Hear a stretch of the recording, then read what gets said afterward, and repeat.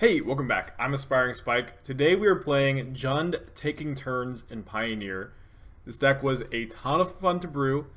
We played it over on twitch.tv/Aspiring Spike this week, and it was an absolute treat.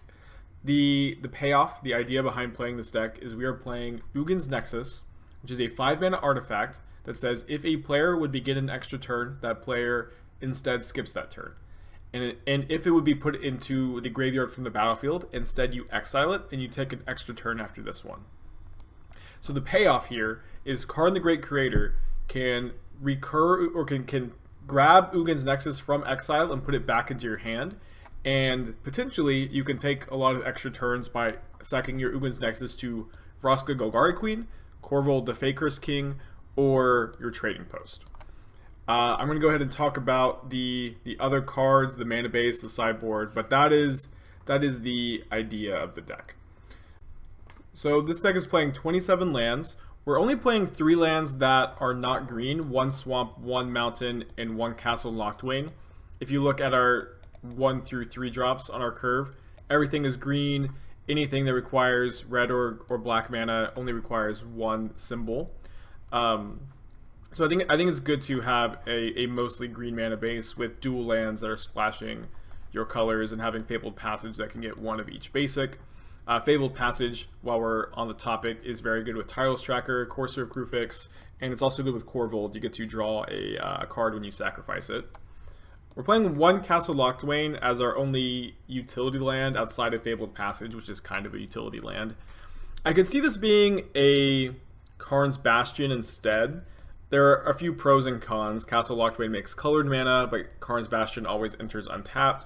Karn's Bastion is pretty good with Fires of Invention, and being able to proliferate on your planeswalkers could potentially let you tutor up an extra turn with Karn. I think the card is a little bit win more, so I'd rather have Castle Locthwain instead. When you're out of resources, this can help you find more. But I just wanted to give you some insight on my thought process and maybe a different direction to take the deck. We're playing 4 Boreal Grazer, and this card is really, really important to the deck. It is a 1-mana 0/3, which can protect your planeswalkers. It accelerates you while putting a land into play, which helps Fires of Invention. Sylvan Caryatid is an accelerant that I think that we have to play, and it's another 0/3 to help protect our planeswalkers. But the awkward thing about this card is it doesn't put a land into play, so sometimes you go turn 2 Caryatid, turn 3 Fires, and then you can't play a 4-mana spell. Another good thing about Grazer is if the body isn't relevant, you can just sacrifice it to Vraska or Korvold and turn it into a card, which is really nice. I do think that you have to play Sylvan Caryatids. However, I wish that there was any other 2-mana ramp spell that put a land into play. There isn't in Pioneer besides a Growth Spiral, and I don't think that this deck can afford to splash for that card. But Sylvan Caryatid does its job, and it does its job pretty well. In the 3 drop slot, we're playing 4 Tireless Tracker, which are exceptionally good with Vraska Golgari Queen, which can sacrifice a clue, and you still get the counter on the tracker. Korvold the Fae-Cursed King, because it can sacrifice clues and put counters on trackers, or you can just spend mana on your clues, and then you get to trigger Korvold's ability and Tracker's ability. So every clue lets you draw 2 cards and put a counter on each of your creatures. And Tracker is also very good with Fires of Invention. If this brew ends up just not being playable at all, and I don't think that's the case, but if that is the case, I think at least we will have learned that Tireless Tracker plus Fires of Invention is very powerful. Being able to spend your mana, sacking your clues, and still playing your spells off of Fires has been incredibly valuable. Playing 4 Courser of Kruphix, largely to play defense against the aggro decks, but it has a lot of synergy with Tireless Tracker. And we're playing 1 Dryad of the Ilysian Grove, kind of instead of the 4th Courser of Kruphix. Courser of Kruphix has some diminishing returns because you can't play extra lands. It can be a little redundant when you draw them in multiples. So playing 1 Dryad I think has a lot of value alongside 4 Trackers, alongside 3 Coursers. And because we're only playing 1, there's no risk of drawing a second one, which has a lot of diminishing returns to draw a second Dryad. But only playing 1 has been pretty good so far. Now we get to the kind of the action of the deck. We've already talked about most of the cards here. I don't think we've talked too much about Fires of Invention, but this is definitely what gets the deck going. Fires of Invention draws are surely the quickest kills. Fires of Invention will often let you go Ugin's Nexus and Korvold or Vraska in the same turn and start taking a bunch of extra turns. We've already seen Fires of Invention be powerful with other cards that get cards out of your sideboard in Fae of Wishes. And so we have a very similar thing going on where Fires is very powerful with Karn, because you can just Fires Karn and then play what you get off of Karn immediately, which could be an Ugin's Nexus, could be a Trading Post, Skysovereign, sometimes you want to play a God-Pharaoh statue. And we've also just seen that Karn is very powerful in Pioneer outside of a shell like this. It's been doing really well in our mono green Karn deck, and I think the mono black Karn deck was very good as well. Vraska Golgari Queen, mostly here as a sacrifice outlet for Ugin's Nexus, but we've already talked about its synergies with Tireless Tracker and Arboreal Grazer. Same thing with Korvold. However, Korvold is more of our win condition than Vraska is. You can win the game by ticking up Vraska a few times and getting an emblem and attacking with a tracker or a Courser or a Dryad. But whenever you go Fires and then you play Nexus and Korvold on the same turn, you win that game most of the time. You can go Fires and Korvold Nexus, take an extra turn, play a Karn, get Nexus back, attack with Korvold, sack Nexus, get another turn with Karn, sack Nexus again, and the game ends very, very quickly, and you get to draw a ton of cards. The deck can certainly do a lot of really, really powerful things. So that's the main deck. Let's go ahead and jump onto the sideboard. And as you've seen in the last couple of videos, and maybe over on twitch.tv/aspiringspike, building your Karn sideboard is very difficult. It takes a lot of time and thought. As I have continued to brew with Karn and Pioneer, I have found some cards are necessary for every Karn sideboard, and some cards are a little more flexible. I think that you need Darksteel Citadel, Tormod's Crypt, Pithing Needle, Dampening Sphere, Heart of Kiran, Skysovereign, and Walking Ballista in basically every Karn sideboard that you play. I see a lot of people online disagreeing with Darksteel Citadel, thinking that this is a waste of a sideboard slot. But I will say that Darksteel Citadel, when you need to tutor it up, it is so important to have it in your sideboard. When you need to hit your land drop, you really need to hit it, because if you can't, whatever cards are rotting in your hand are going to continue to rot in your hand. And just being able to play a land when you are a little bit mana screwed and you need to hit your 5-drops is important in every single Karn deck I've played so far. Tormod's Crypt is also very important for the Inverter matchup, for the Sultai matchup, for the Breach matchup. Really, really important. Especially, it's also, of course, nice to be able to Karn and Crypt in the same turn. Needle, very important for opposing Planeswalkers. Sphere is just required for the Lotus Field decks. Heart of Kiran has really, really impressed me in the last couple of weeks. I don't think I had figured this out the last time I posted to this channel, but we've been playing it over on the Twitch channel, and just being able to Karn and play a very good 2-mana threat in the same turn has been very, very important. Skysovereign is great against all of the creature decks, very good against mono green Karn, very good against spirits, and Walking Ballista kind of just, of course, you want the ability to have a very flexible and powerful card in your sideboard to tutor up when it's relevant to kill your opponent most often. I think God-Pharaoh's statue is not a card you want in every Karn sideboard. I think it is only one you want if you have access to a good amount of acceleration. And this deck does with Grazer and Caryatid, so I think that it is good to have, and you have the game plan of getting Crypt against Inverter and then God-Pharaoh's statue, and then that kind of soft locks them out of the game. And then we're also playing one Trading Post and one Ugin Nexus to work with our taking turns plan. Trading Post, very, very popular Magic card. Pretty popular kitchen table card, but I think it's very important for this deck. It has 4 modes, but the one we're really concerned about is paying 1 mana and tapping it to sacrifice an artifact and draw a card. Funny enough, Trading Post and Tormod's Crypt have synergy with Korvold, letting you draw a card and put a counter on it when you activate them, which has come up a few times. cards that are notable that we're not playing in our sideboard. We're not playing any copies of Wishclaw Talisman, which I initially had in my list, but I found myself not tutoring it up very often. I think that it could find a spot, but right now it's sitting on the bench. Not playing any copies of Aligned Hedron Network, but I think that that card is pretty good. I think that we have a little more game against the Aura's deck and the Stompy deck that card is usually good against, and I haven't quite found room for it in this sideboard. And the main reason is I think that this deck needs like 3 Slaughter Games to be able to beat Inverter. I think that this card is very good against Inverter. The fact that it can't be countered, and the fact that it can get all of the Inverters out of their deck on turn 3 before they can cast it is super critical for a deck like this that doesn't really have a good chance of racing the Inverter combo. And I also found myself wanting access to some early creature disruption, and I think that I prefer Legion's End because I think this card is very good against mono green Karn and mono black aggro.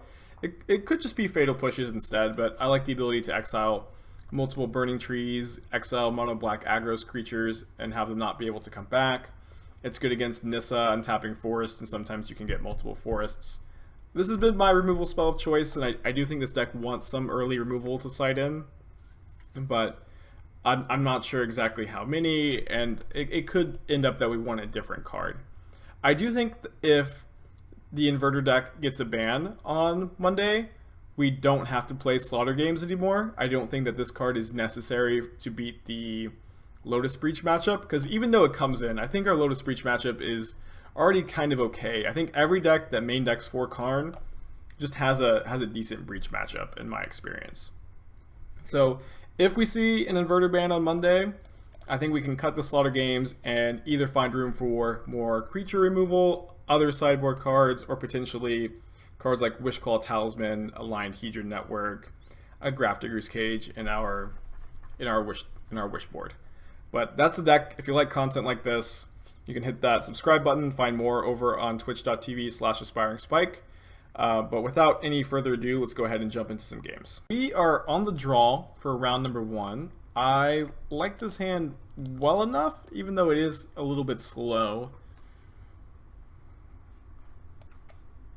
I think that it is a keep. If we draw a Grazer on turn 1, we'll be very happy. Although I guess at that point we would also need to draw an untapped green source.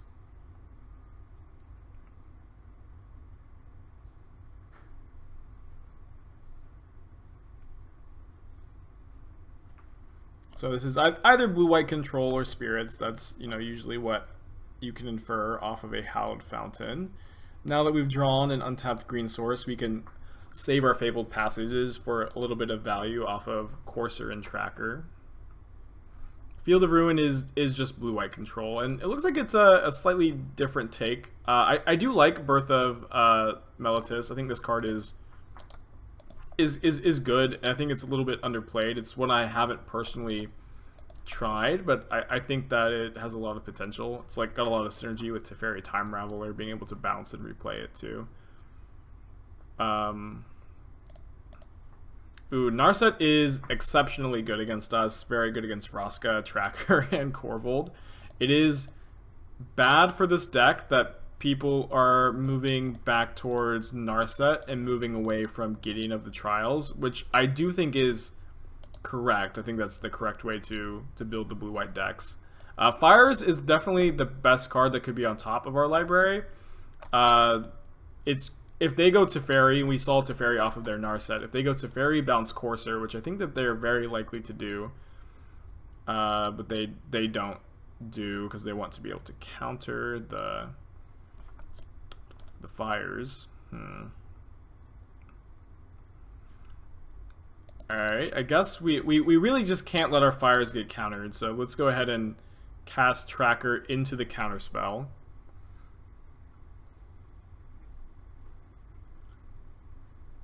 We need Vraska to be able to blow up the Narset as well. Vraska has got to go. Strange Field of Ruin.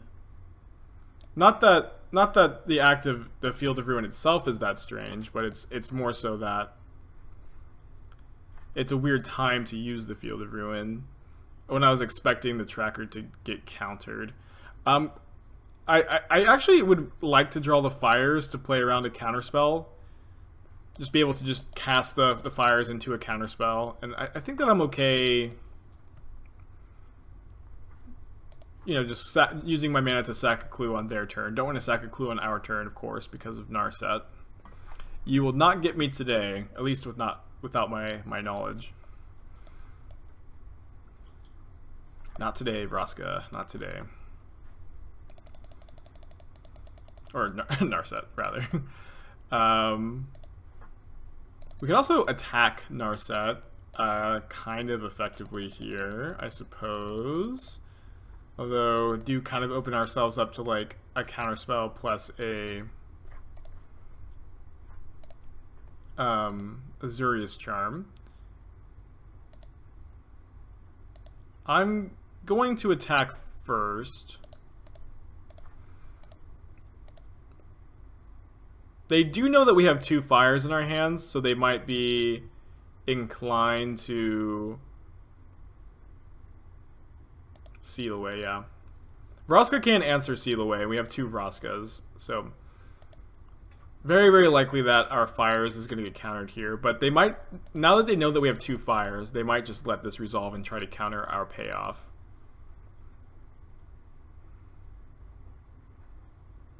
We also know that their hand contains a Teferi Time Raveler and a Dig Through Time and a Basic Plains. So I imagine this Vraska is getting countered.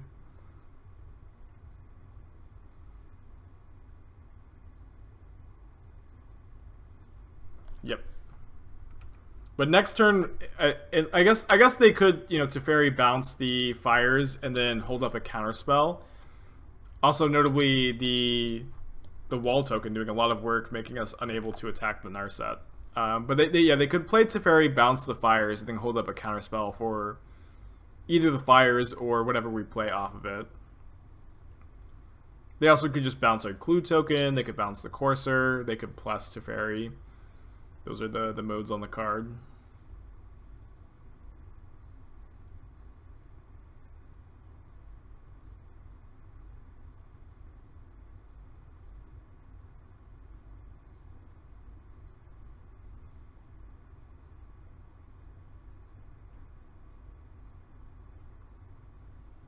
Alright, so we should be safe to resolve fires, and I think it just has to be Vraska here. Yeah, I think we just have to get the Narset off of the field, and I guess we want to do that by minusing Vraska on the wall token, and so we can just attack the Narset down.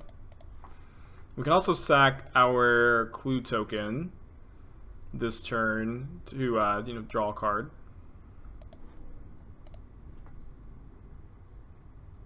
Or we could not sacrifice it, so we could draw 2 cards with Korvold. I actually think I'd prefer to do that.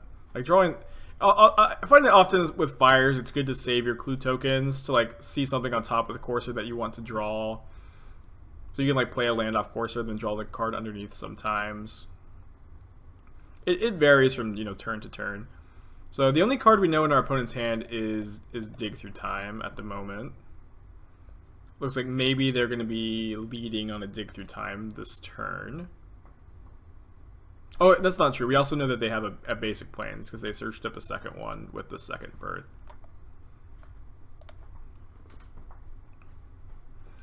I feel a little ahead here, but not a lot ahead, just a little ahead. If we can resolve this Korvold, I'm going to feel really good. We can draw like, we draw a card off the ETB, we draw a card off Fabled Passage, we can draw a card off of the clue token. And boy, do I like drawing cards. If our opponent finds and plays a second Narset, I'm going to have my heart broken. Karn is also a really good find because we could just grab Nexus and play Nexus. Nexus is a good find because we could play Nexus and Yeah, if there's Ugin's Nexus underneath this Grazer or in the top few cards, and our opponent doesn't have a counterspell, I think we're gonna win like quite easily. No, dang it. Okay, that's really bad for us. Certainly really bad. They got a Supreme Verdict off of the Narset. Narset is so good against us. Okay, gonna draw the Grazer. Sad to see Blooming Marsh on top. Yeah, if there wasn't the Narset in play, we would probably just win. Yeah, by playing Karn. I guess we couldn't draw without and play Karn and Nexus this turn. How do we want to do this? To quote Seth.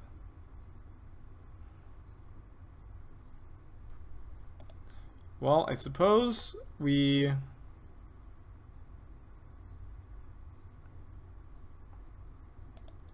plus Vraska. Don't sacrifice anything.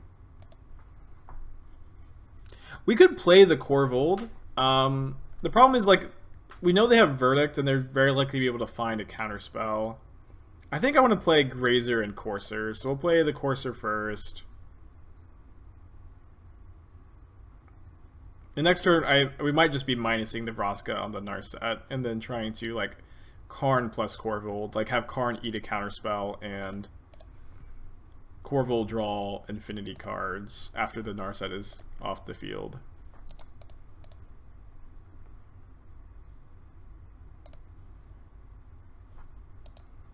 On the bright side, we're at 28 life.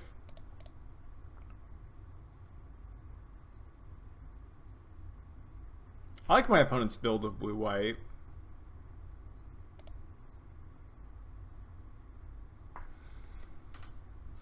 Any reason to not F6 here? I don't see one. Yeah, there's a Teferi. We're not shuffling away Karn with Passage. They reveal an Opt to the Narset, so we know that they have Opt, Basic Plane, Supreme Verdict, and 4 other cards. I would not be surprised to see a Supreme Verdict, because now we can successfully attack Narset.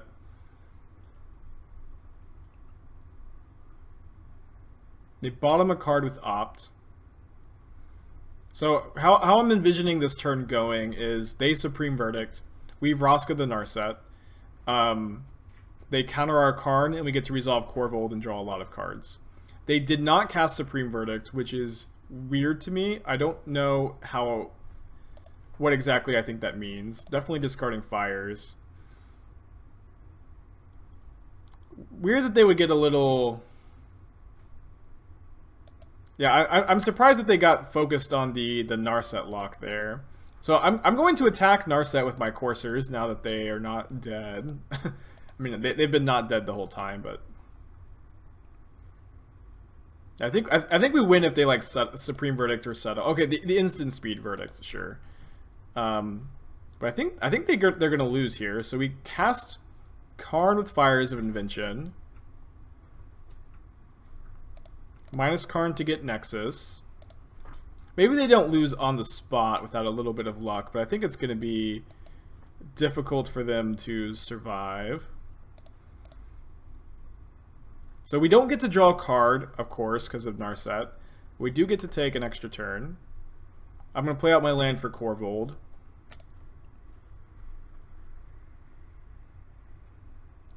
Draw a forest. So we'll destroy Narset. Minus Karn. Get Nexus from exile. Cast Nexus before Korvold. I made that mistake one time. Sack Nexus to Korvold. Draw a card, take a turn. Sack Fabled Passage, draw a card, put a counter on Korvold. Okay, and then that Karn will let us take 2 extra turns, and that should just let us win the game. Wow! Awesome. This is great. Can't cast any extra turns because of Fires. One cool thing with Fires in this deck is you can cast your 2 spells off Fires, and then just sack your Fires to Vraska or Korvold. And, go off. So our 2 fire spells here are going to be Karn and Nexus. Just going to play the new Karn. No reason to plus this one.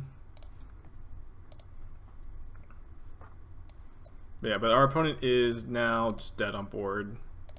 We get to take at least 2 more turns, and they're just going to be dead to us. Korvolding them.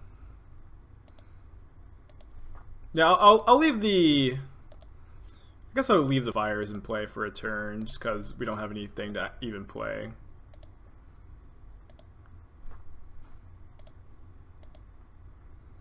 Yeah, we could even attack a 3rd time. Sweet, we did it. The deck did its thing, and we won. That was game 1 against blue-white control. And no changes for game 2. I don't usually like slaughter games in against blue-white. Whenever my opponents bring this card in against me and I'm playing blue-white, I'm pretty happy. Okay, so on the draw for round 2, we're going to mulligan this 1-lander. We're going to keep this one. Why don't we put back Ugin's Nexus?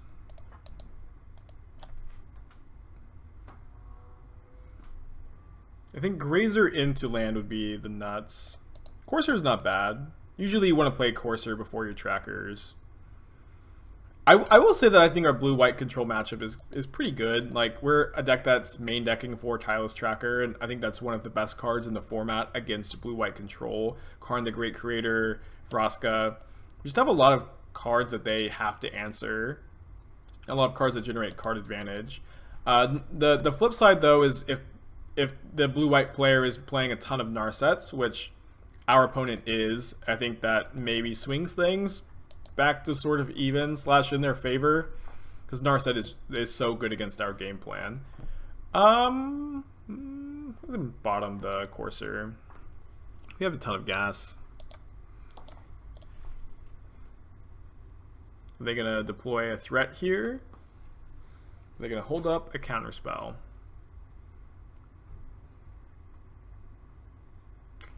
There it is. This is, they reveal another Narset. This is going to let us resolve Karn the Great Creator. Oh, never mind. We're going to Vraska that Narset to death.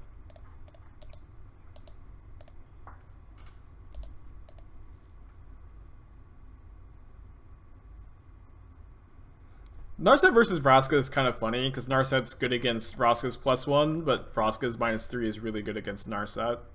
Maybe it's a fan canon that these two are forever rivals or something.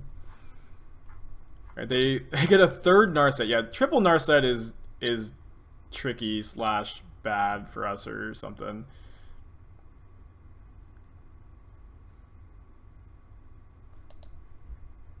Kind of like needling Narset. Just they have one in play, they have one in hand.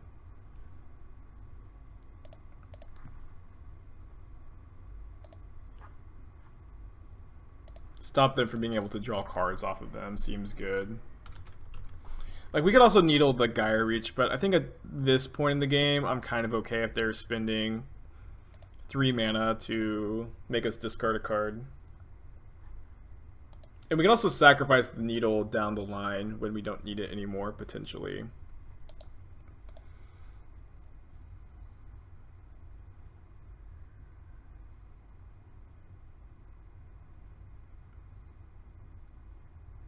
Opponent definitely recognized. Oh no, Days Undoing. Okay. They did wheel us into an extra turn.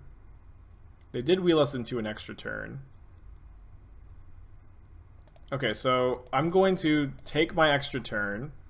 That might have been the best Days Undoing Narset ever. Oh no.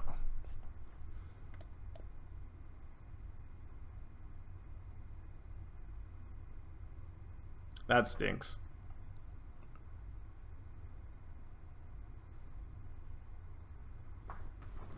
Maybe spoke a little too soon there.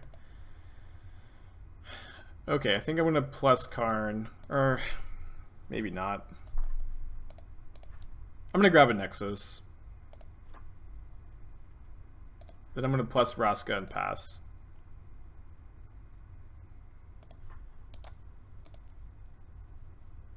So all of the Narsets make a lot of sense when our opponent's on the Days Undoing plan.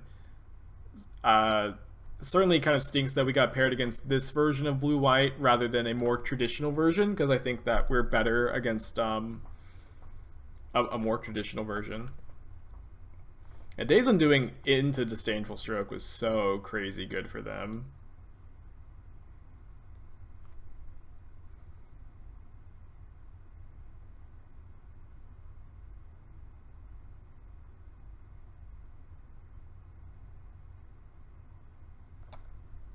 They're gonna Hero of Dominaria us. Hopefully they just minus on Karn. I don't think that they're going to, but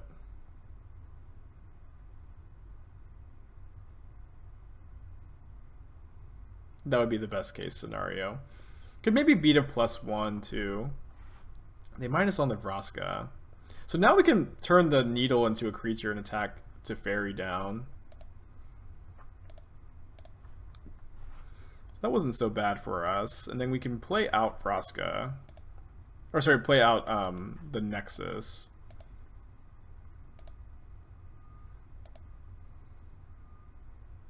Dang Narset being a... this static ability is such a pain.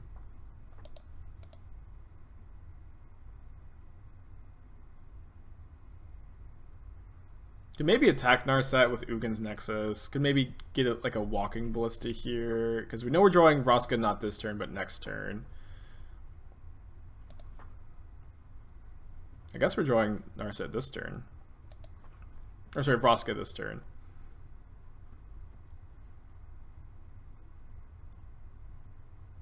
I mean, I'm sure my opponent has something here.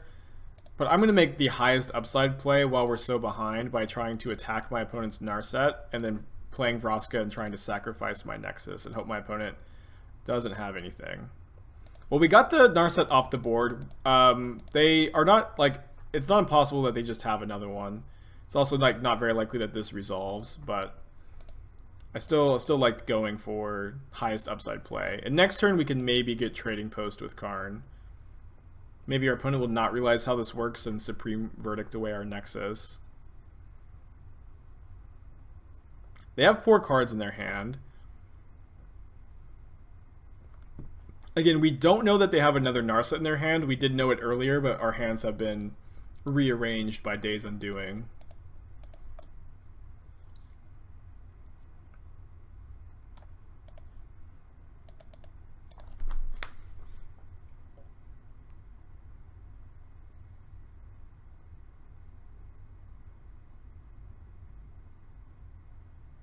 And if they do have another Narset in their hand, they at least can't activate it. Alright, getting an ally of Zendikar, and they very likely have another counterspell in their hand. I'd be very surprised if they don't.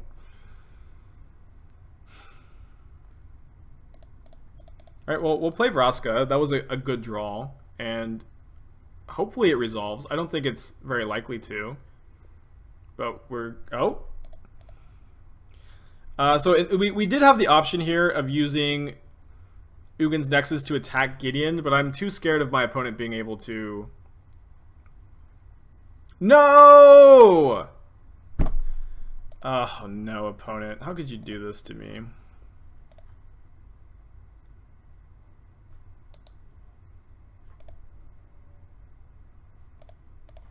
Alright, so I'm going to get Heart of Kiran here. I'm going to play my land out as well.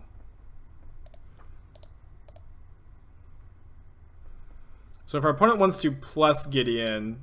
maybe playing the land was bad against... No, we can discard whatever card we would draw to Narset. So we can block the Knight ally with Heart of Kiran, but our opponent can plus Gideon and attack Karn to get Karn dead. They're sitting both at Vraska. Interesting.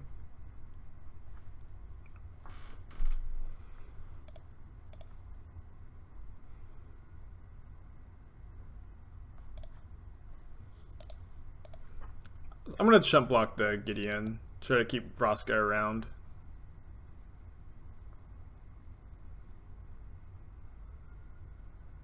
Opponent has just two cards in their hand. Did not seem like they had a counterspell last turn.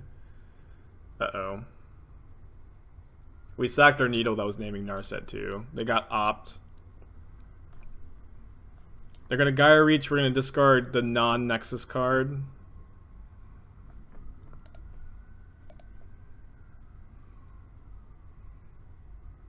This game has been so... It's been a good game. It's been a close game.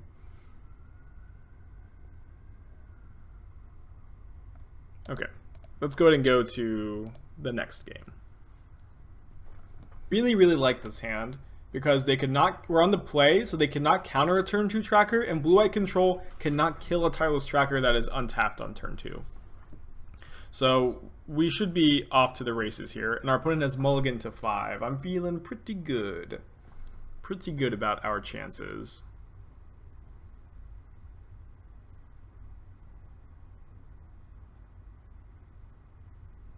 Alright, they keep their 5-card hand. They're going to play our Forest and put a Overgrown Tomb into play.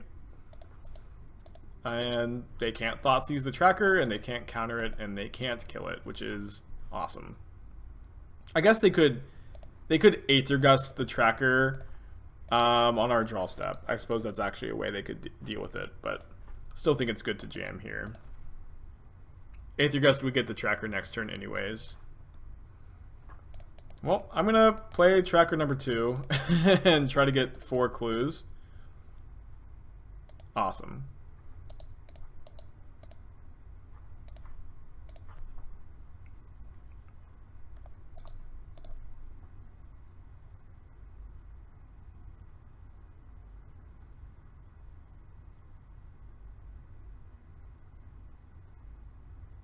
And they bounce the Tracker, try to slow us down a little bit.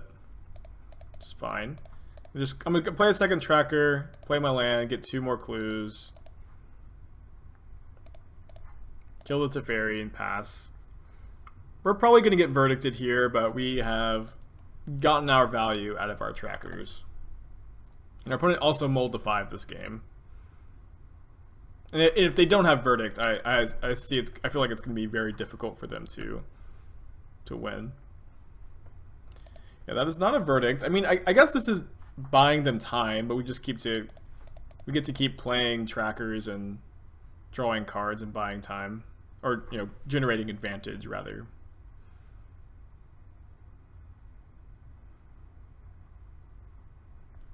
Yeah, I'm gonna play Grazer. Land. Grazer. I do want to kill the Teferi, stop them from instant speed verdicting us. We have 9 clues in play. This is turn 5, 4, 5, 6, 7. 7 lands.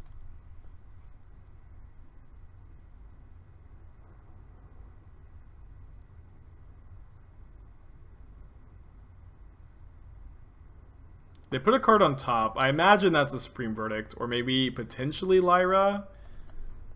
Okay, it's not a verdict. It could be a Detention Sphere. Detention Sphere would be good. Wait, what would they put on top that's not one of those cards? Oh, can you imagine the Detention Sphere on Clue wouldn't work while we have mana available because we could just sack the one they target. Vraska, Golgari, Queen. Karn, the Great Creator. Alright, let's offer up a Courser to a potential counter spell, and it does not get countered. I'll shock here. Our life total doesn't matter very much, and I am interested in playing around Censor. And then I'll attack with both my Trackers and see if they want to use their mana to interact here. You know what? Let's just not run a Planeswalker into a counterspell. They have to sweep us next turn or die, and then I'd rather be able to just untap and play 2 Planeswalkers. So instead of using our mana to cast a Planeswalker, let's just use our mana to sack 2 clues and potentially deal 4 extra damage because of the Trackers. This has been a really sweet match. We've gotten to do a lot of really cool things, even though we didn't quite get there the last game. Yeah, I'll put a Tracker on top. Happily. We have 5, 6, 7, 8, 9 mana. Can't quite Karn and put Statue into play next turn. Okay, Karn and put Nexus into play and then go for Queen next turn.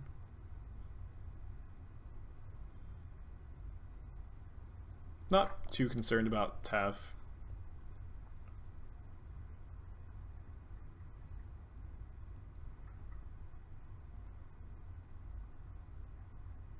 So I think our game plan here is to play Vraska. Okay, now our game plan's a little different. Now I think we're going to Needle Tef and play Vraska. And we can't play the land off the top because we need all of our mana to do that.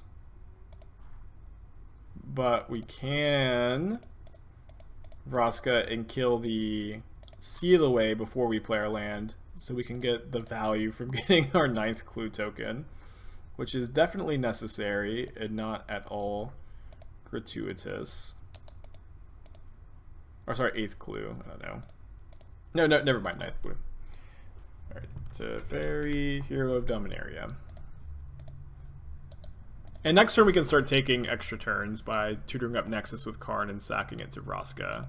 No reason to attack our 2-4 into their 0-4 though. They have a lot to deal with here. They have a lot to deal with, but they did get to gain 2 life off of their birth, so that is a start.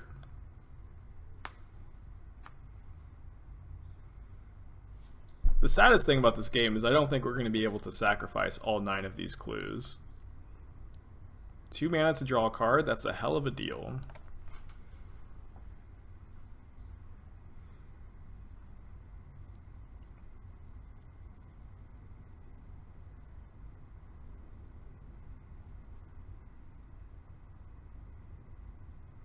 Well, let's see if they have a counterspell for our extra turn effect.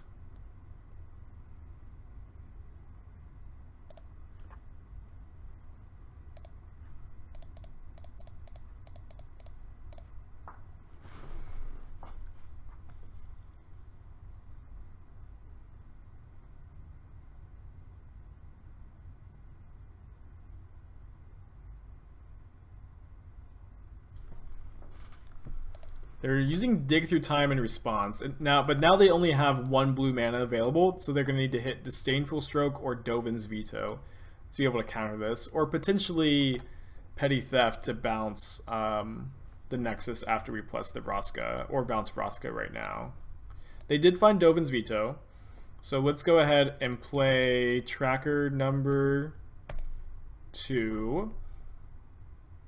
Plus Vraska getting value by sacking a clue. Play Fabled Passage off the top. I guess this is just going to be a sub-game of how many clues can Spike make this game. We're up to 12 clues. This might be my personal best. Like all-time personal best for clue generation. Notably, because we don't have a Nexus in our sideboard anymore, and we don't have a Nexus in Exile, Karn cannot currently get an Ugin's Nexus, which is not very common. But it's happening right now.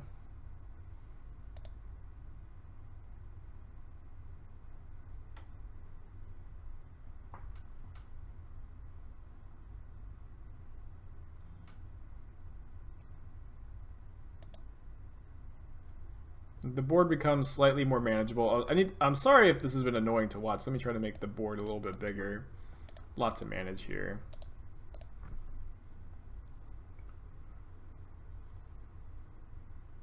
I do think we want to play...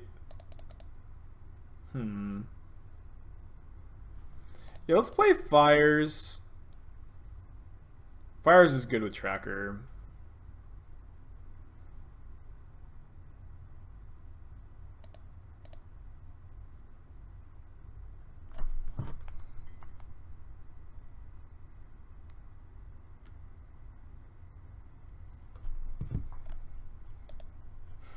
And we've already played both of our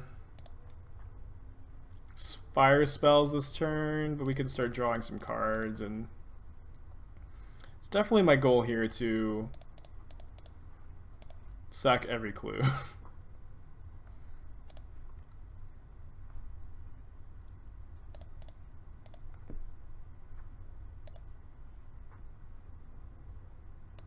We can get something with Karn next turn. Probably a God-Pharaoh statue. Could be Walking Ballista. They might activate their Gaia Reach here. We're 28 cards deep without seeing an Ugin's Nexus, so we're very likely to be able to dig for one next turn. We get to draw like 7 cards or something like that. Petty Theft's Vraska. Very okay. Remember, we can just play 2 spells off of Fires and then sacrifice to Vraska maybe and play more spells.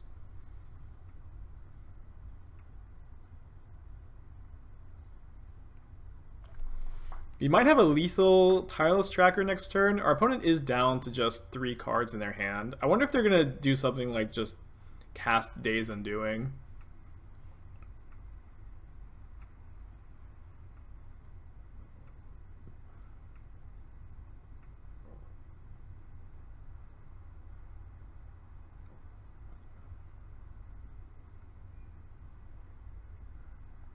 They also have less than 5 minutes on the clock, so I do not think they're going to be able to kill us in that time.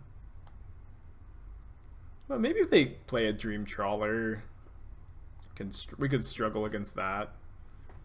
Okay, they use Heliod's Intervention to destroy Pithing Needle. They unwisely don't destroy 4 clues alongside that. Very, very foolishly. They tuck Tireless Tracker. And a Days Undoing. Okay. That was interesting. So there are now 4 Ugin's Nexus in our deck. There are none in our sideboard because we've already tutored ours out this game. So let's dig. I think we're gonna hit. Okay, we hit. So now we want to go Nexus with Fires, Korvold with Fires. Sack the Nexus. Oh man, we're gonna get to, yeah, they just have to be dead here. So because we get to draw 2 cards for every clue that we sacrifice, which is why we held the clues as long as we did. I guess we could have maybe done it to where we sacked our Fires and got to play more spells. It just doesn't matter. They're just very dead here. Yeah. So yeah, we get to. I think they would just be dead to the next attack, but we would get to take a few more turns after digging through our deck for more Nexuses. Next eye. That was a very sweet first match. I don't know if we're going to be able to top that for the rest of the video, but I will see you guys in round number 2. Okay, so we lost the die roll for game 2. This hand is super tempting. Like, Courser Dryad Tracker works so well together, and I think throwing Fires into the mix will be good for us as well. And we're a 27 land deck. I think that we're very favored to hit a land in the top few cards, and we do. Soulscar Mage is scary. I will not deny that. Being on the draw against Soulscar Mage without having a play until turn 3. We'll cross our fingers, I guess, and we'll cross this bridge when we come to it. Ooh, I love Ash Shelllet right now against the Breach decks.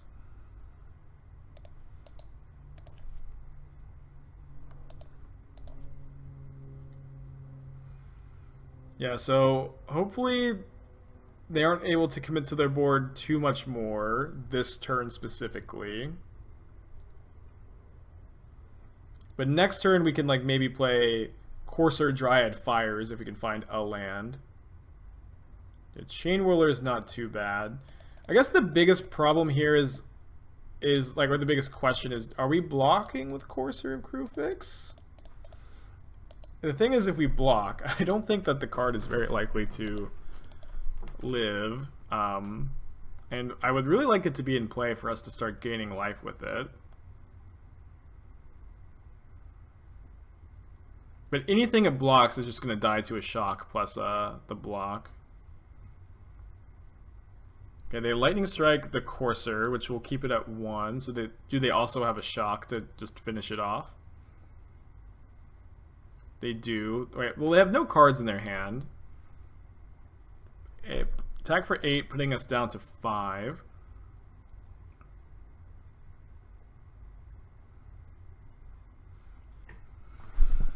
Well, let's play the 2/4 and the 0/3. Not that I think this is going to be good enough. If they activate Castle, we go to 1. Also, like, you know, any top deck is pretty bad, and we don't have Courser anymore. If we wanted to play this game, I think things could have maybe been different.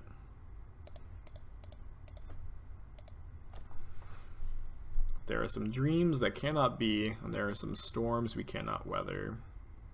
Can't even draw Nexus because we don't have the 5 lands right now. And we're dead to Ramming Up Ruins next turn.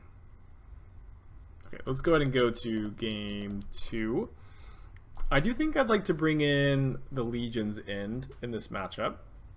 I'm not sure what we're cutting. Probably 2 Tireless Trackers. The 3/2 body is not at its best in this matchup, but I don't think this matchup is terrible. I think that we have 4 Grazers, 3 Caryatids, 3 Coursers to buy us time. Vraska gains life. Korvold is huge.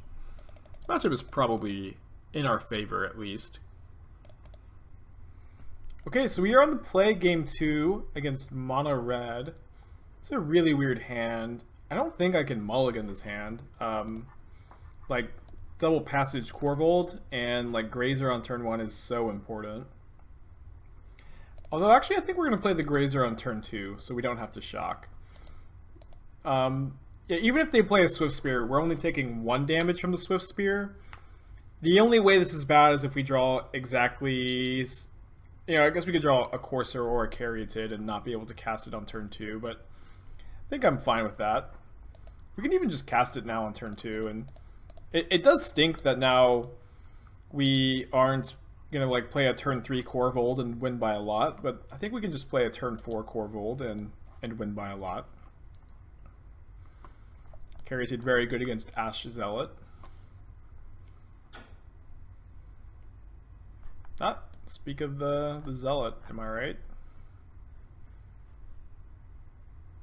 Well, I like this card a lot right now. Good against the escape creatures, good against Breach. And we are going to be able to put an extra +1/+1 counter on Korvold by sacking our Fabled Passage. I think it was better to play Grazer than Karn this turn, especially because, you know.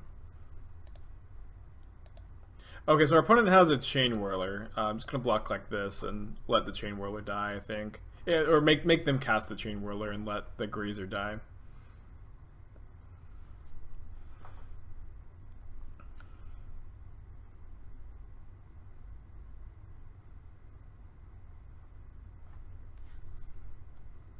And they don't even have the Chain Whirler, which is good for us.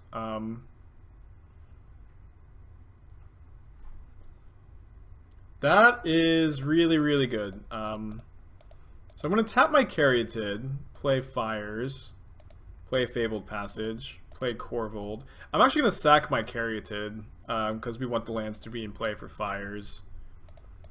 And then... Ooh, can't Legions end this turn. Okay. But they conceded, as is probably correct there. Yeah, Fires is really, really important to this deck. Your draws with and without Fires are kind of wildly different. Not that you need to have it in every hand, but you want to have it in every hand. Here on the draw for game 3 against Mono Red, this hand is definitely a keep.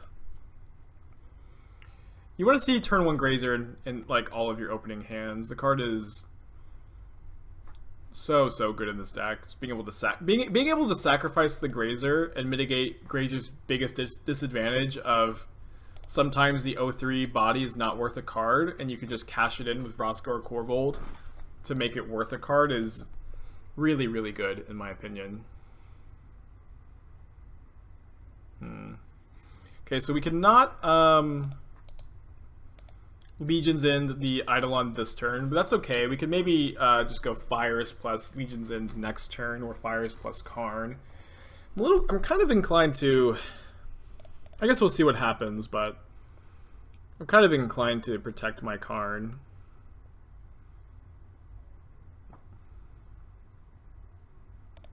Alright, definitely getting a swamp.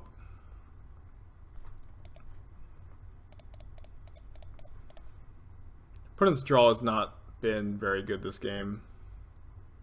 Yeah, let's actually just play Karn and get a Skysovereign.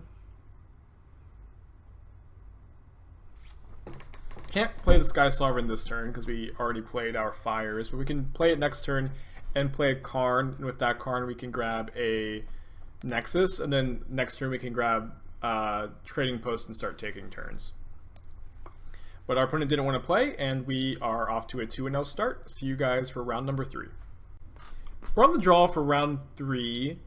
This is a weird hand. Like, I might keep this hand on the play, being able to turn 3 Tracker and then start going off with Korvold Nexus. On the draw without a Fires, I don't know that we can keep this. Korvold and Nexus are just so good together. It's definitely greedy to keep this. I'm gonna reluctantly click the keep button. We have a lot of draws that make this hand great. Fires or Grazer are both really strong. Yeah, Grazer off the top makes this hand very good in my opinion. We were definitely lucky to immediately rip it, right? But very happy to have ripped it. Now we just need to draw Fires and a land. Our opponent kept a 1-lander. Well, I guess our opponent just kept a greedier hand than we did, huh? I'm just gonna tap out for Tracker. If they have Relentless Rage, they have it, and honestly, they may have even cast it last turn if they had one, just to try to start getting in. Yeah, they do have Relentless Rage. But we have plenty of more action going on. I think I liked playing the Tracker there. Okay, can't cast a 5-mana spell this turn. Cast it next turn. I'm going to leave the passage uncracked just in case we draw a land. We can play Korvold and get a card immediately. Grazer's putting in a lot of work here. A little bit of lag. Did draw a land. I'm gonna play it a little bit safer by just playing Nexus before I play Korvold, just in case they play land and like double Relentless Rage. We don't want Korvold to die. If we draw a second Nexus in the next like 3 or 4 cards, our opponent just may die out of nowhere.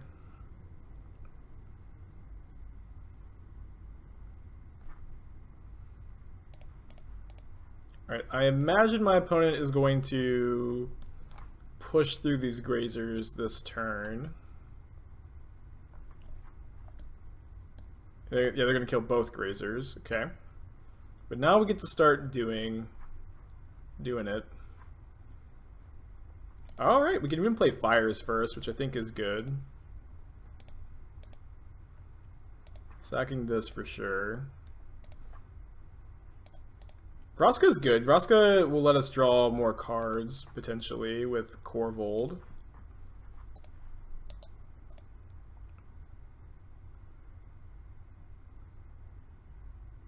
Or we could just, like, Vraska killed 2 of their guys and,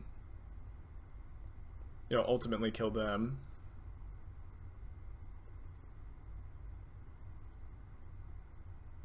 Why don't we start off by attacking with Korvold, sacrificing a swamp. 3rd Vraska. Okay, so sure, let's just play our 0-mana Abrupt Decays, I guess. Weird game.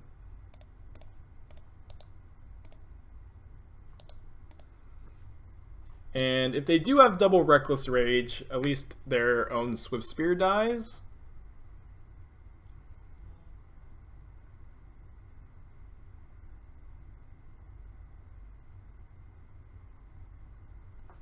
I think that's the only way we realistically can lose this game.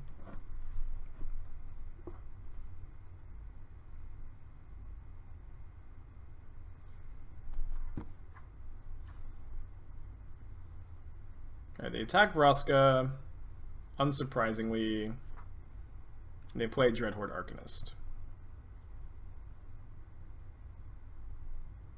Probably just need to kill the Arcanist. It's not very likely we can kill this turn. Plussing Vraska does let us draw 2 cards.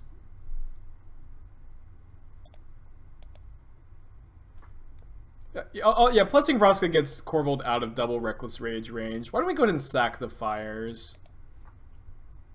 Okay, cool. So now, yeah, now we have drawn Nexus, and we win.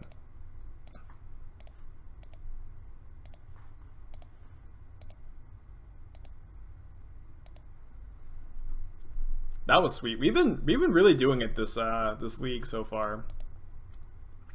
I at one point had 3 Legions in my sideboard. I really wish for this matchup we were playing 3, but I know we could just try to combo off like we did that game. I guess is going to be our main game plan. Why don't we go ahead and trim a Dryad and a Tracker? Maybe just 2 Trackers. Yeah, Dryad. I think the 2/4 body is relevant, and Tracker is kind of awkward and like against aggro decks usually. Well, I think this hand is fine. We have, you know, Korvold and Nexus, which is the 2-card combo that wins. Yeah, Dryad is definitely worse than Courser in a lot of these opening hands. It's possible we just want to be playing 4 Coursers. Again, the reason we're not is the diminishing returns that I associate with playing 4 Coursers, but excuse me, it might be correct to play 4. Can also just die before we're able to get our extra turns going. Vraska is an interesting draw. I'm also not sure if we can really afford to block with Sylvan Caryatid. Just, it dies to like everything. I think we have to not block. And then maybe our opponent double pumps one of their guys and like we Vraska minus and kill the 10th District Legionnaire, but our opponent's left with just a Hoplite that isn't doing all that much. Oh, the Dreadhorde Arcanist is bad. Well, we've got a few options here. We can Karn and get a Tormod's Crypt for the Arcanist. We can just Vraska away the Arcanist. We can Vraska away the 10th District Legionnaire, but that doesn't seem as good as getting the Arcanist out of here. Yeah, I think I like using Vraska on the Arcanist this turn. And then we're very likely to have the Hoplite kill the Vraska, and then 10th District Legionnaire attack us. Ooh, Feather is scary. Might have to try to go off with Korvold. I'm gonna get a little greedy and try to hit my land off Courser. I think if there's not a land on top, we're gonna lose anyways. And if there is, we get to go land Courser Legion's End. I guess we're not technically dead on board. Our opponent could have nothing, but they also at the same time can't really have nothing because they've been missing land drops. But they could have more creatures. I don't know if that counts as nothing. Yeah, I'll go ahead and concede to the rage there. Matchup definitely seems not good on the draw. I wonder how much better it's going to feel on the play. Our opponent did have a very awkward hand in game 1, and like we did kind of crush them because they missed their second land drop for like 3 turns.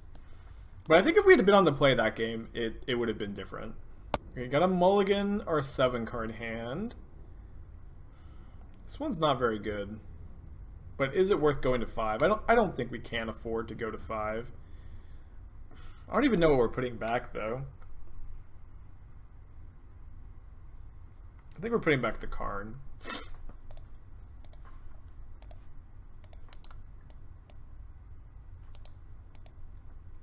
So if we can draw like land plus fires or Sylvan Caryatid this turn, Courser of Kruphix.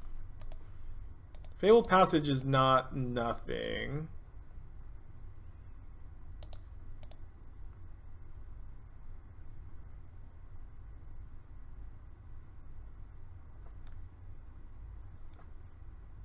I feel like they always have the Relentless Rage. I'm definitely going to play the tracker here, but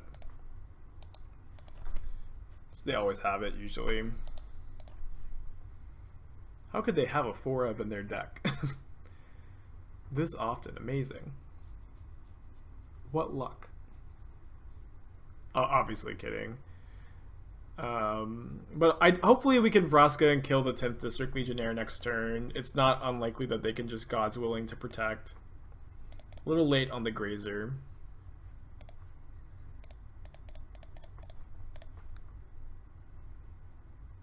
But maybe Korvold is just going to be big and bad enough to take over the board if we can hit another land.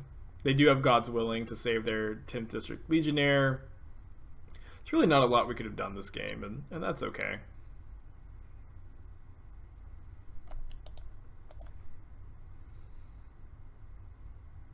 I'm glad to have played against a couple of aggro decks after that really long match against blue-white control.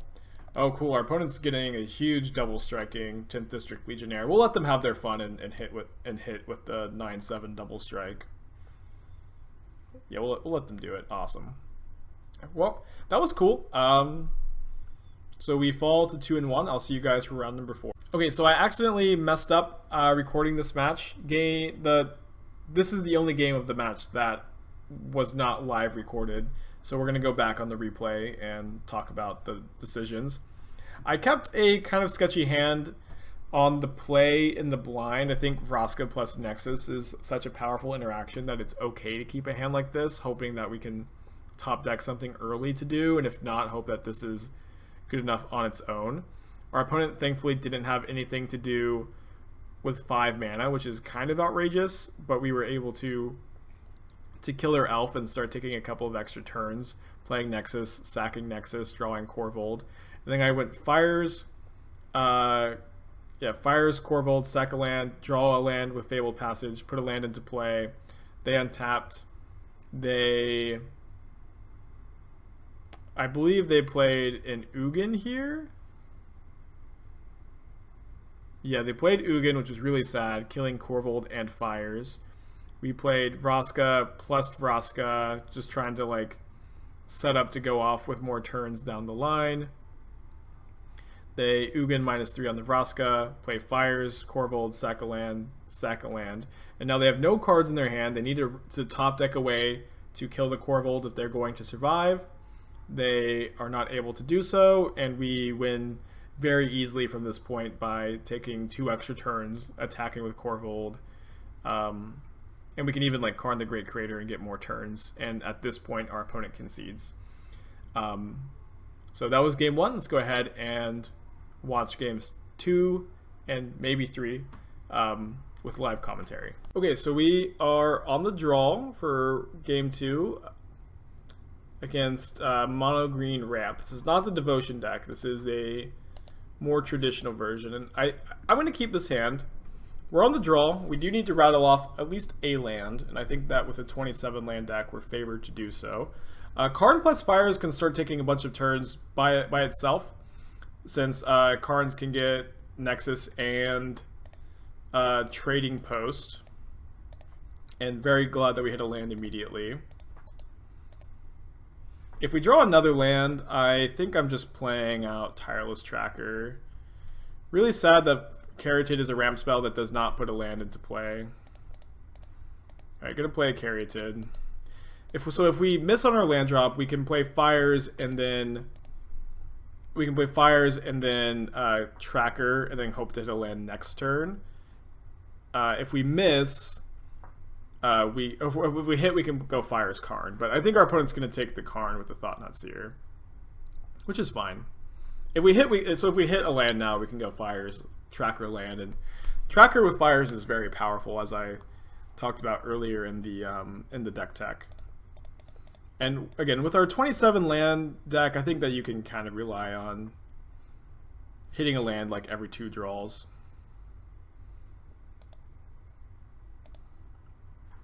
Obviously, the math isn't quite there, but it's close. And they shouldn't have a good way to kill the tracker this turn. Don't really care if they Thought-Knot Seer the second fires. It's kind of redundant.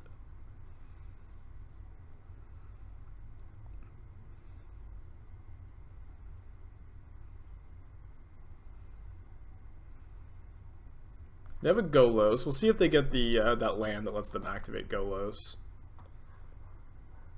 I think this card's pretty good. I think this card's been a little underplayed since Field of the Dead has been banned, but I think this card is good kind of anyways. This is a card I've thought about putting in my Karn sideboards, although usually I think you want to get Skysovereign instead. It's also awkward not to have, I think it's Prismatic Vista. No, that's not it. It's this one, Cascading Cataracts. It's awkward to like put this in your Karn sideboard and not have a Cataracts in your main deck. I'm gonna just take 4 here. So like maybe you could have a Cataracts in your main deck. I haven't quite figured it out yet. Okay, draw before we play our land. Alright, we drew a Nexus. Now if we draw a Korvold or a Vraska, we really get to start going off. Karn is good too. Courser is not bad. Okay, Korvold is on top. We're going to play this out to play around Thought-Knot Seer, although our opponent could potentially use Worldbreaker to exile the Nexus. I think I'd rather play around Thought-Knot Seer here.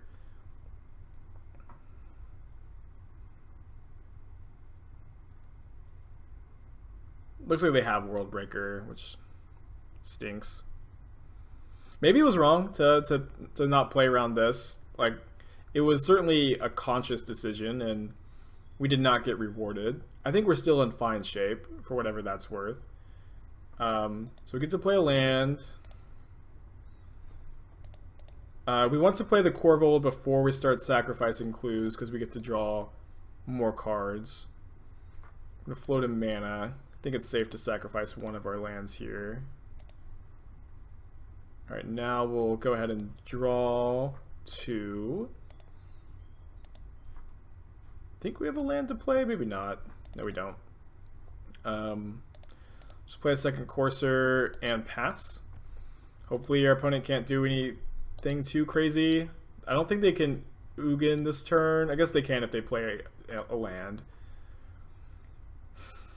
We can draw a lot of cards next turn. Alright, there's a land. So they can Ugin and they can Ulamagus too, if they have it.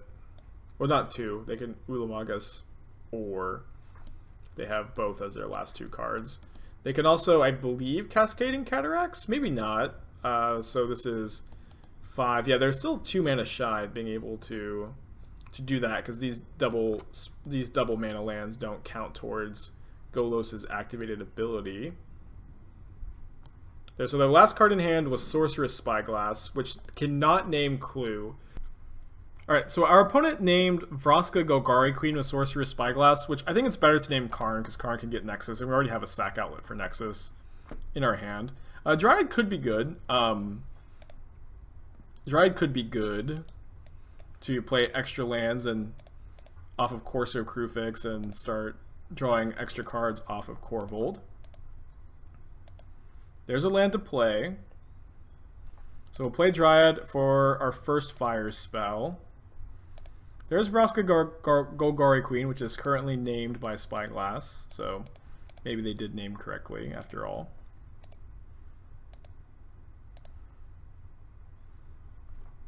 Do I want to attack with this Korvold? I kind of just don't want them to be able to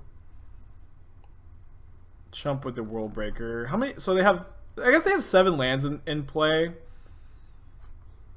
So yeah, with them having 7 lands in play, they're a lot less incentivized to sack a land, because they're further away from Cataracts, they're further away from Shrine. I'm gonna sack my Grazer.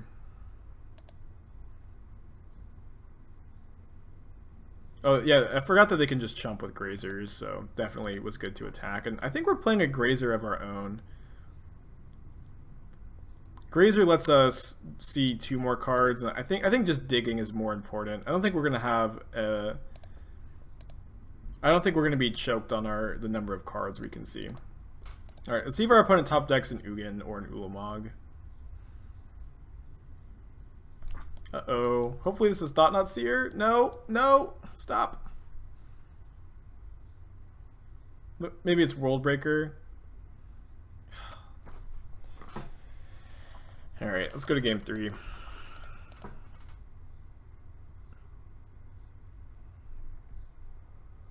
Okay, so we're on the play for game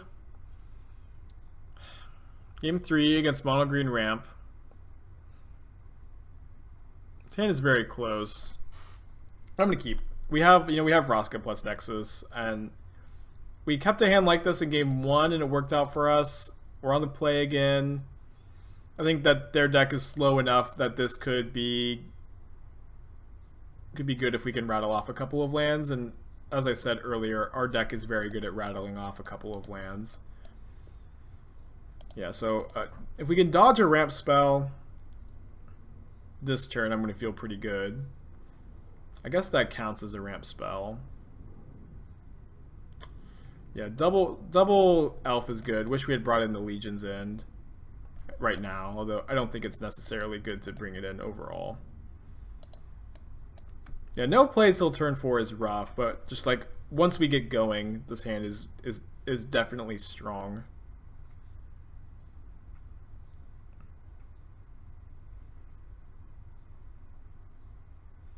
Thought Knot Seer taking our Nexus stinks.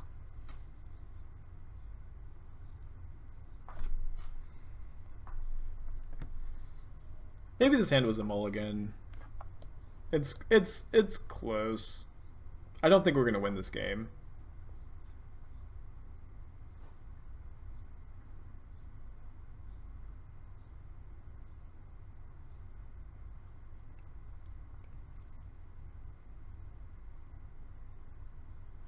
They take the Karn. Notably, our Vraska is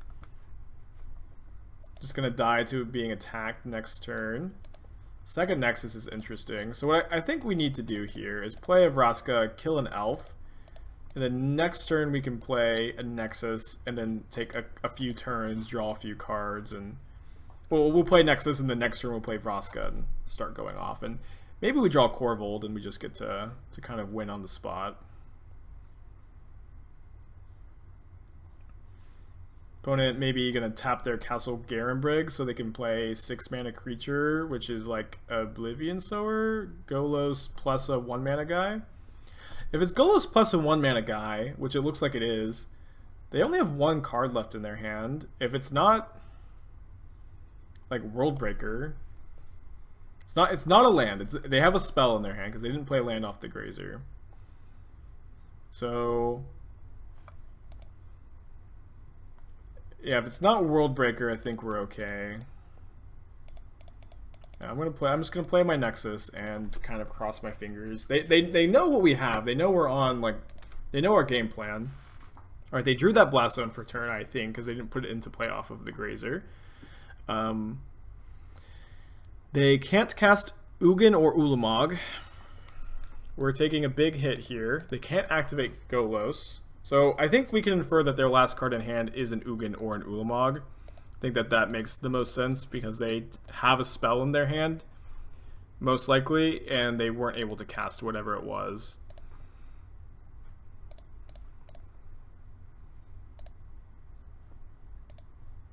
So we get to take a couple of turns and draw a few cards. It's going to take a lot to catch back up here, though. The cards we've drawn have not been very exciting. Dang.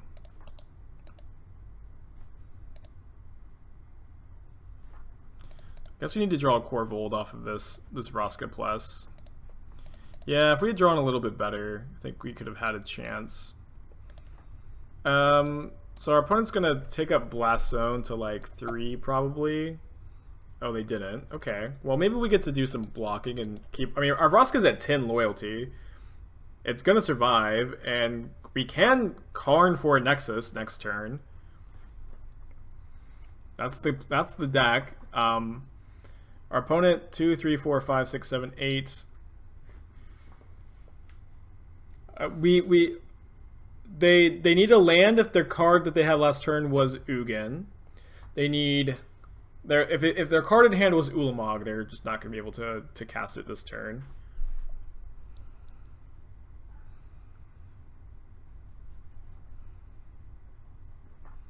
It's going to block like this. So they're not Ugining us. Worldbreaker is annoying. Because we can't Karn plus Nexus if they go after a land. Whoa, are we going to win this game? We get to take like 2 extra turns right now and draw some cards. At least 2 turns. And we have a Courser going in the middle of those turns, which is valuable. They didn't take up Blast Zone either. So, like, if they just ticked up the Blast Zone, we would have been done for, maybe.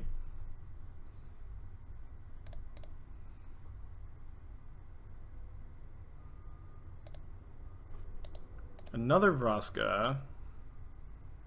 If only we could start attacking with Courser.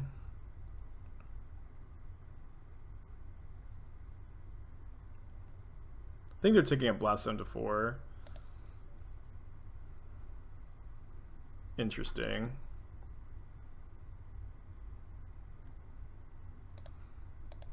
Okay, we're taking another turn here, right? Yeah.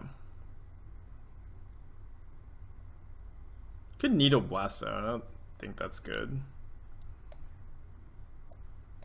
Could shuffle away the fires, maybe.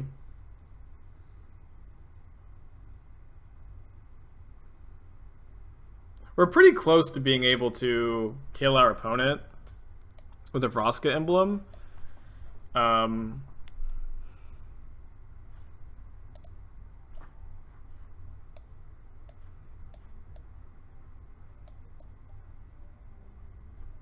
I'm gonna take my turn. I'm also gonna shuffle away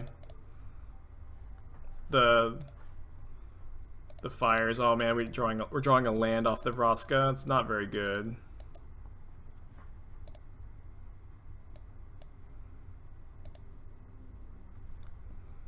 There's a Sylvan Caryatid. Yeah, I think we're not gonna win off of we're not gonna win off of a emblem like the next turn, so I think it's good to just cycle the Vraska, although we're just hit another clump of lands. Another Vraska on top. It's not... We're so close to being able to do it. But now we can't, like, Karn the... You can't Needle the Blast Zone. I'm not sure. Oh, and we can't draw the Korvold this turn either. So close. But maybe no cigar. I mean, if our opponent sacks their Blast Zone on their main phase, and that's like most of their turn, we do get to Korvold them. They can't activate Golos as long as Karn is in play, for whatever that's worth.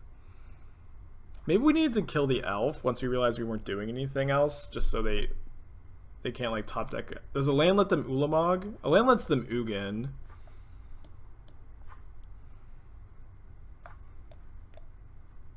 A land does not let them Ulamog. I think they have an Ulamog.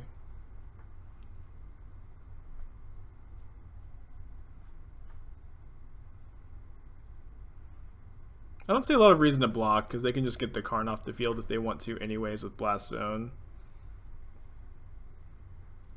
And they can't quite Cataracts and Golos.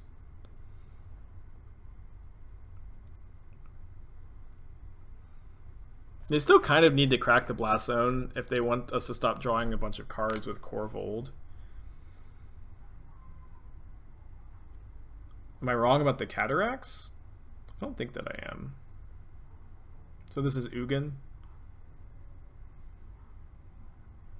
Oh, is this 7 to activate? Oh, it is 7 to activate. I'm sorry, I thought this was 8 mana. Maybe blocking was good. They hit Nissa's Pilgrimage, Forest, Elvish Mystic. I mean, we would have had to double chomp. So, like, I don't really want to lose my Courser. So this is fine.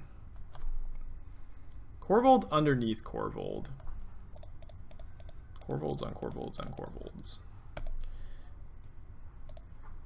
Alright, Nexus underneath, maybe. Land untapped, because why not? there are reasons why not. Okay, so if we infer that our opponent's last card is Ulamog, or has an Ulamog, yeah, we can't stop them by killing an elf. I think they do have it. Man, so many lands. Okay, I think that we might have to like try to cheese them out with a Vraska emblem, maybe. We do have a good blocker here. Also, we could try to hope that our read on Ulamog is wrong, but I don't think it is. I think it makes way too much sense for them to have an Ulamog, for them to not cast it here. Man, this game was so close.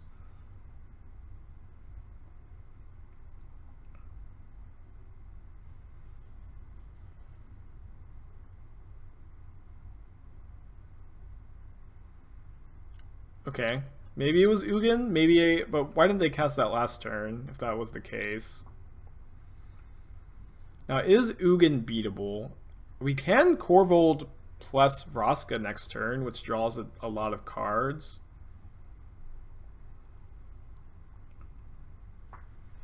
We'll definitely play it out. Not that I don't think that we're going to be able to win, but our life total is not 0 just yet. And we certainly have outs. Like if our Korvold just lives and we don't die, we can just find a Nexus, and we have like a decent amount of looks. There are 2 Nexuses still in the deck. Yeah. Wait, no, hold on. Might just be 1. Because did we ever get the one out of the sideboard? No. So just 1, like, actually in the deck. They plus Ugin on Vraska.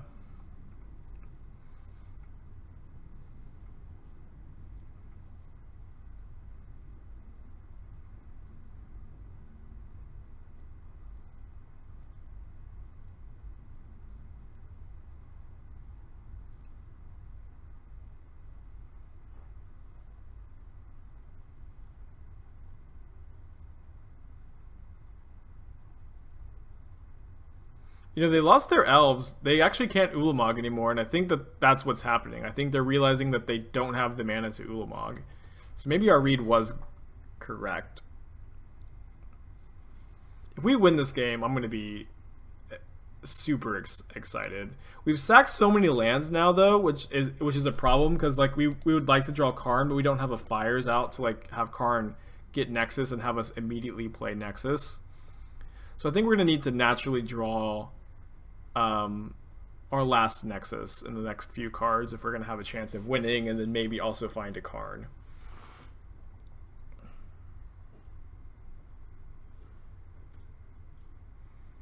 Did I miscount? I guess they miscounted too. Kozilek, the Great Distortion. Why can't that just be Ulamog? Why can't we just be dead right now? It's not fair. Alright, I'm gonna block Thought Not Seer. Draw a card. Vraska was dead either way. Fabled Passage lets us draw an extra card. Okay, so let's play Tireless Tracker, then play Fabled Passage, and we need to draw exactly our last copy of Nexus off the passage, and have also our opponent like can counter our stuff, I guess, but I'm not playing around things at this point.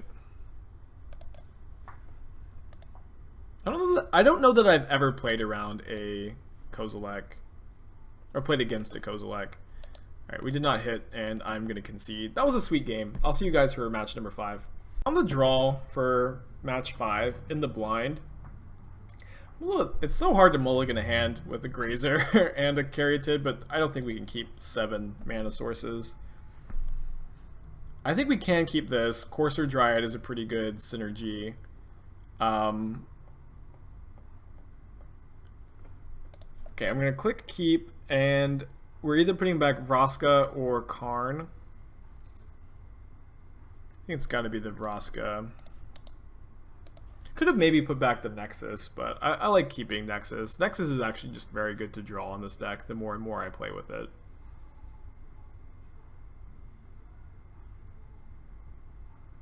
So basic plains go is probably mono white devotion. Thankful and happy to have drawn a land, so now we're gonna at least do something this game. Gonna probably be able to cast a spell. Notably, Karn the Great Crater shuts off our opponent's infinite combo. It is possible for them to turn 4 before we can play our Karn, I guess, but not likely. So I'd like to draw fires at this point. It's kind of greedy to say that, I guess, after we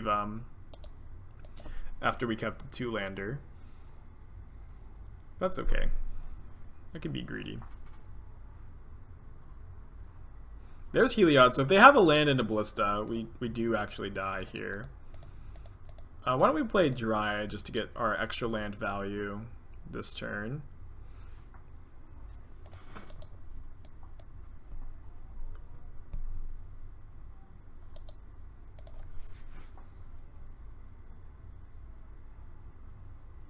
Alright, there's the Ballista. Do they have a land to give it lifelink and kill us? Unlucky. It's even a Grange, so they didn't even need the Daxos. Okay, so we were down a game against Mono White. This is actually a matchup I've liked, so I'm not unhappy to see it, but I'm also not happy to lose. And it is very difficult to mulligan a hand with a Fires, but we have 2 Fires, which is always awkward. We don't have red mana, we don't have anything to do until turn 4, so mulligan. This hand is much, much better. I'm happy that we mulliganed. I'm going to keep. It is awkward that we can't necessarily play a turn 2 Courser. We need to top deck an untapped green mana.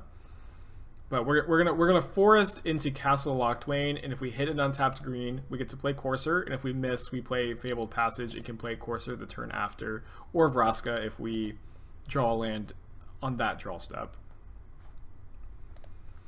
It's not a land, but Ugin's Nexus is not bad, especially because we have Vraska in our hand. Gonna get a green source at the end of this turn so we can guarantee that we can at least play Courser of Kruphix. There's the land, untap. Yeah, I think that killing Daxos is pretty appealing. Getting to resolve a Planeswalker on an open field against an opponent who probably can't kill Vraska until they play Elspeth Conquers Death on 5 mana. I think this is better than playing Courser and trying to hit a land. Also, if we draw a land, we get to take an extra turn, which is cool. Alright, gonna play Courser. Hope to see a land. If we don't, we'll probably sack the Grazer. Cool, and now we hit a land. And now we can start doing it. It is nice to have Courser of Kruphix in play when we start to take extra turns. Fires of Invention would be a really, really good find, because that would let us start taking a ton of turns with Karn. No! No! We even killed the Daxos. We even killed the Daxos. No, man. We're gonna really start doing it. We had Karn in our hand to turn off the combo. It's not very common that this deck kills you on turn 4. And for it to happen into back-to-back games kind of stinks. That's the end of the league. I am thankful that the last 4 matches went quicker than the first one, but it's kind of sad to start off 2-0 and then finish 2-3. But I'm glad I got to show off this deck. I think this deck is a ton of fun. When it does its thing, it's super powerful and one of like the sweetest, spiciest things I think you can be doing in Pioneer right now.